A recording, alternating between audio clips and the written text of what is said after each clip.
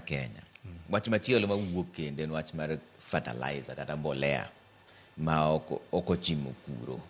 Iyudo ka sirikal konchiel jatend migawo mar pur wacho ni mbolea ma okochimo puro gin bag 3,000 kende. Jatend piny Kenya jalup jatend piny Kenya Rigathi Gachagua to koni en bags 50,000. Sani nyodhi e komiti owacho ni sani mbolea manokelo en kido mar silica. Ng'ama wuondo wadgi ka en wach mane onge ang'o miyo gini ok riere in kinene. Gini magi wuondore giwegi. In other words, they are fooling themselves. Ng'eni ka gimoro wuok marach, wach ne jopiny adieri. Raia riek. Kata en mana bag achiel.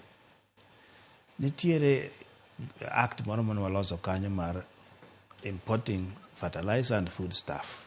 Kako nengo food stuff or fertilizer obede market, including KEBS, ma make sure ni gimoro release ne wananchi ne kare. Jogi duto te give operate under executive government mar Ruto ni.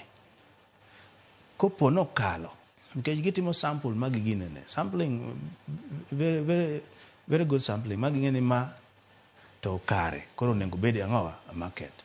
Ko kalo ni no giyude, gima no nengo gitim, accept and apologize. Okitamri ni 3,000 bag. Ing'eni ng'iyo food security household ka household. Household achiel mi this franchise no, mi bago no. Kech okibidugo kodhi cha piny, kakodhi ne kakodhi, compensation magi wacho ni kata kumiye fertilizer kawuono to inikomo week mokalo cha, to koth olal. Tiende ni food security chande. Koro gima sirikal timo marach ni en ga goko mang'eny moko yie gimotimo marach. Dwoko mayom pueyo mirima. Kiwacho ni we are sorry about this, walose. People will understand. Kiwacho ni 3,000 bag kende. To jogo in each household makuru inyalo yudo ni ji piro gi wiye mobedo disfranchised. Mano you are cheating yourself. You are denying a fact. To ma osebedo character ma this administration. Ma wacho ni nyaka gi change. Nikech Kenyans be riek mana ka giriek. To koro jatend migawo mar pur miluongo ni Mithika Linturi embe dwaro mondo gwe tao nikech embe pod en men kanyo embe ma wach ni osebedo ka gwenye ni wacho kon to wach koni. Ing'eyo ni any administration ka gik moko wuok e machal kama en appointment. Kidwaro jok mano mi tije e sirikand ni most of them ok deserve.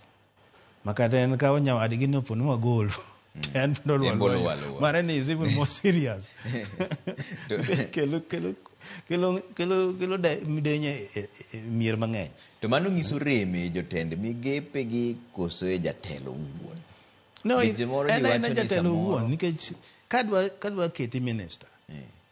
Taketi gi kaka in gi gima dwaro gi papers ma in go gi experience. Most of these people mane administration kata experience onge. Kata kama ning'iyo ne gitiye government onge. Moko gole senate, moko gole wonde private practice to ketgi aketa. Mane momiyo koth ochako ko jigi kanyo. Nikech ikelo ng'ato to dhi tiyo gi technical staff moinge kata gi gine tayo chako kuro frustrate gi jogo bende kuro withdraw. Nikare timewa kaka idware no. Mano dhi a lot of the ministries makagi. Ma en kaka jo English wacho ni the buck stops with him. That appointment miyo Kenya did through a lot of problem because noketo joma incompetent. To koro sani nyako tim nang'o lok jotend migepe ma dho ngere luongo ni reshuffle.